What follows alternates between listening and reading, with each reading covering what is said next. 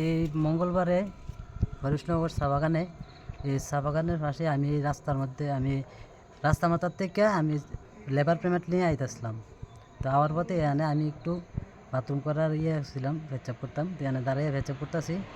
তো হঠাৎ করে শেডের সামনের থেকে একটা ছেলে, এর নাম বিপ্লব, মানে টাইটেলটা আমি জানি না, বাগানি লোক, হ্যাঁ এসে আমার ছুরি দিয়ে আইসে। ছুরি দিয়ে আইয়া আমার পরে যে লেবার পেমেন্টের 10,000 টাকা ছিল, এই 10,000 টাকা আর মোবাইল, আমার নতুন মোবাইল 20,000 টাকা দামের, আমার হাতের আংটি, এগুলো সব নিয়ে গেছে।